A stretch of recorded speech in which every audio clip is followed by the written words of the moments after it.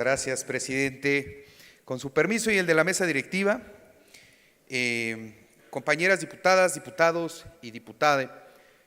personas que nos acompañan en el recinto legislativo y que nos siguen por las redes sociales, medios de comunicación. Las diputadas y los diputados que integramos el Grupo Parlamentario del Partido Verde Ecologista en la 62ª legislatura del Estado de México, sometemos a consideración de este órgano legislativo iniciativa con proyecto de decreto por el que se reforman diversas disposiciones de la Constitución Política del Estado Libre y Soberano de México y de la Ley de los Derechos de las Niñas, Niños y Adolescentes del Estado de México en materia de derecho a la alimentación nutritiva, suficiente y de calidad. La Declaración Universal de los Derechos Humanos, proclamada por la Asamblea General de las Naciones Unidas en París el 10 de diciembre de 1948, inspiró la adopción de más de 70 tratados de derechos humanos que se aplican hoy en día de manera permanente a nivel mundial y regional. Estamos hablando del principal documento de protección a los derechos fundamentales que en su artículo 25 dio especial lugar a este derecho. Aunque la importancia del derecho a la alimentación nutritiva suficiente y de calidad se reconoce con la reforma al artículo 4 constitucional publicada en el Diario Oficial de la Federación el 13 de octubre del 2011, no fue hasta marzo del 2024 cuando se publica la Ley General de Alimentación Adecuada y Sostenible, cuyo decreto mandata que en el artículo transitorio quinto que dentro de los 360 días naturales posteriores a su entrada en vigor, las legislaturas de las entidades federativas deberían realizar las adecuaciones legislativas necesarias.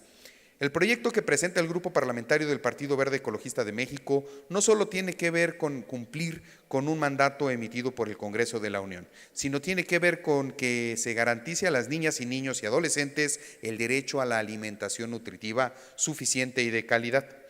Lo que solo puede ser posible si las políticas estratégicas, planes, programas y acciones de gobierno del Estado consideren a este como un derecho constitucional de los mexiquenses.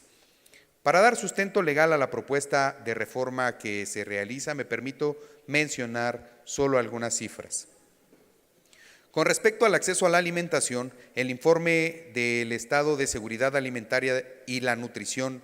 en el Mundo, SOFI, publicado por la Organización de las Naciones Unidas para la Alimentación y la Agricultura, el Fondo Internacional de Desarrollo Agrícola, la Organización Mundial de la Salud, el Programa Mundial de Alimentación y el Fondo de las Naciones Unidas para la Infancia,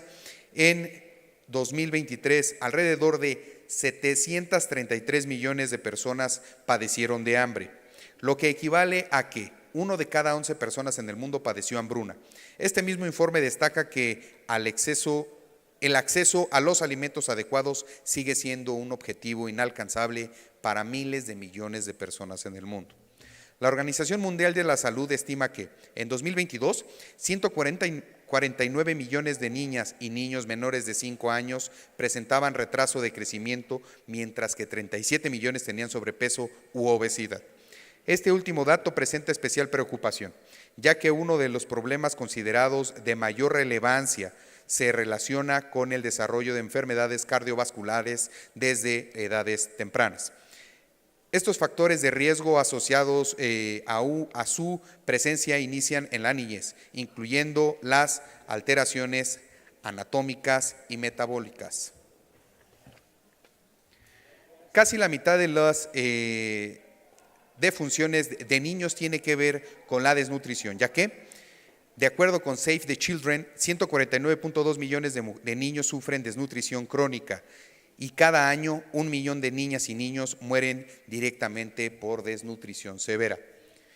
Según el Consejo Nacional de Evaluación de la Política de Desarrollo Social, Coneval, en cuanto a las personas que presentan un grado de inseguridad alimentaria moderado o severo, en 2022 la incidencia fue del 18.2%, lo que significa a 23.4 millones de personas no accedieron a una alimentación nutritiva. El mismo Coneval determinó que estadísticamente en México se tienen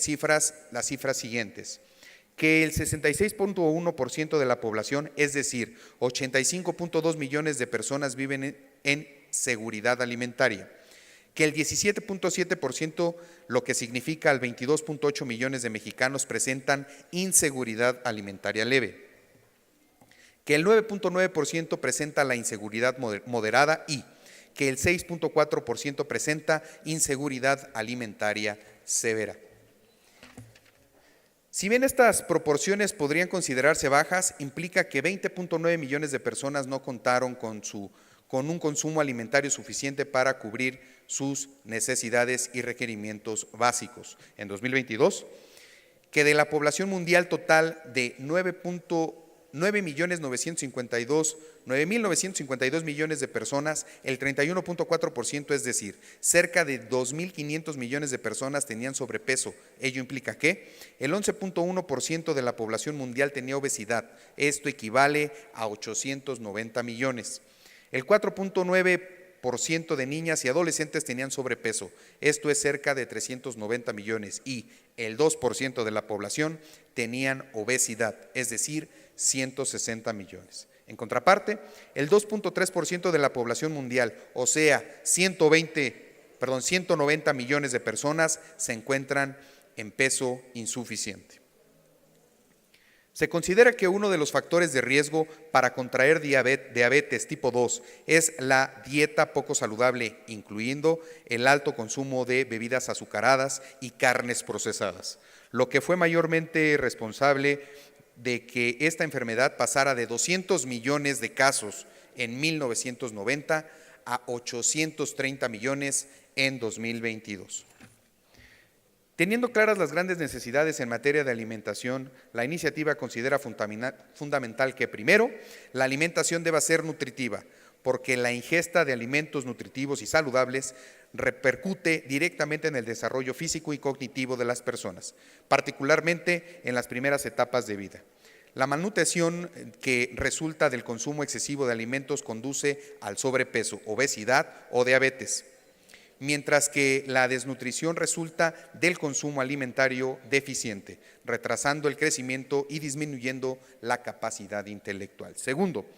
la alimentación debe de ser suficiente porque cuando no lo es, se pone en riesgo el estado de salud y bienestar físico, ya que el organismo no está recibiendo los nutrientes necesarios que se requieren para su buen funcionamiento. Tercero, la alimentación debe de ser de calidad, lo que se refiere al conjunto de propiedades y características de un producto alimenticio o alimento relativo de las materias primas o ingredientes utilizados en su elaboración. Por las estadísticas señaladas y las características que debe tener una alimentación deseada, mi grupo parlamentario propone que en esta Constitución local se reconozca el derecho a una alimentación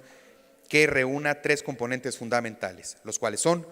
nutritiva, suficiente y de calidad. Y al mismo tiempo, se propone que la Ley de Derechos de Niñas, Niños y Adolescentes del Estado de México mandate que las autoridades estatales y municipales se coordinen para promover una alimentación adecuada y equilibrada, combatiendo con esto la desnutrición crónica y aguda, el sobrepeso y la obesidad. Las diputadas y los diputados que presentamos esta iniciativa estamos plenamente seguros que el derecho a una alimentación nutritiva suficiente y de calidad es el parteaguas para combatir integralmente los problemas relacionados con una alimentación inadecuada, evitando con ello factores de riesgo y, consecuentemente, problemas de salud. Es cuanto, presidente.